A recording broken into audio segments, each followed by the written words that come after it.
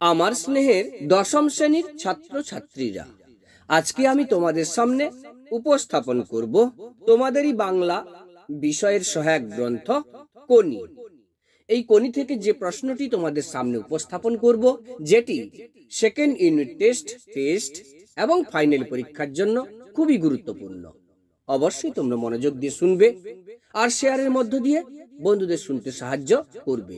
শুরু করছি আমি।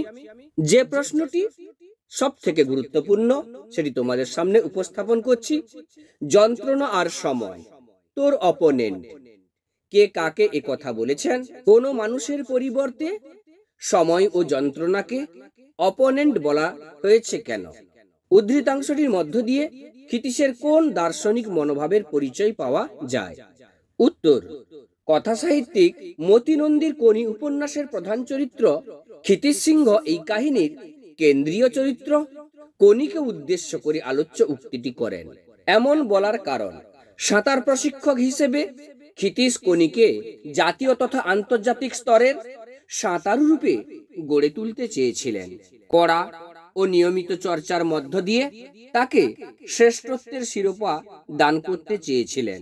সাধারণত সাঁতার প্রতিযোগিতার অন্যান্য যে কোনো ক্ষেত্রের মতোই ব্যক্তির সঙ্গে ব্যক্তির লড়াই, কিন্তু প্রতিটি প্রতিযোগীরই একটি সময়ের লক্ষ্যমাত্রা নির্ধারণ করা উচিত।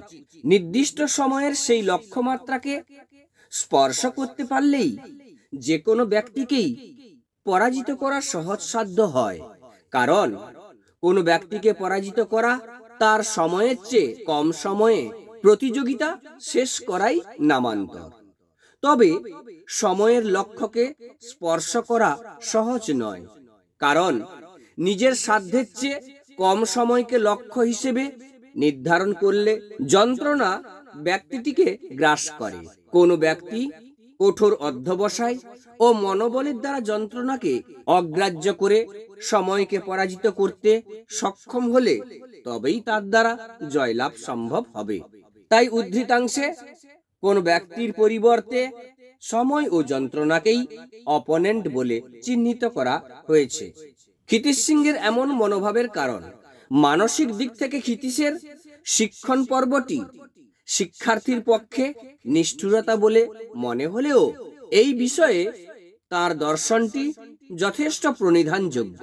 ক্ষিতীশের মতে কোন শিক্ষার্থীকে নিজের সর্বোত্তম সাধ্যকে নিষ্কাশিত করার জন্য কখনো কখনো সহ্যের চরম সীমাকেও অতিক্রম করে যেতে হয়। তাকে আসলে সাধ্যের বাইরে গিয়ে পরিশ্রম করে নিজেকে এগিয়ে নিয়ে যেতেই হবে, নতুবা সাধ্য থেকে সাধ্যাতীতে পদার্পণ কখনোই সম্ভব নয়। খাটতে হবে, খেটেই যেতে হবে। যন্ত্রণায় শরীর ঝিমঝিম করবে, যন্ত্রণার পাঁচিলের সামনে মনোবল লুটিয়ে পড়তে চাইবে। আর এই সব জেনে শুনেই চ্যালেঞ্জ জানাতে হবে সাধ্যের পাঁচিলটাকে। আর এর জন্যই গোয়ার রোখা চরিত্র চাই। কোন শিক্ষার্থীকে যন্ত্রণা কি জিনিস সেটা জানতে হবে, শিখতে হবে। যন্ত্রণার সঙ্গে পরিচয় না হলে, তাকে ব্যবহার করতে না শিখলে, লড়াই করে তাকে না হারাতে পারলে কোনোদিনই কেউ উঠতে পারবে না। যন্ত্রণা আর সময়ই একজন শিক্ষার্থীর প্রকৃত অপোনেন্ট। তো শিক্ষার্থীরা, এইভাবে তোমাদের সামনে কোনি থেকে যে প্রশ্নটি সব থেকে গুরুত্বপূর্ণ সেই প্রশ্নটি এবং তার উত্তর উপস্থাপন করলাম। অবশ্যই তোমরা মনোযোগ দিয়ে এই প্রশ্নটি করবে, অবশ্যই সফলতা পাবে। তোমাদের সফলতা কামনা করে ভিডিওটি শেষ করলাম। ধন্যবাদ।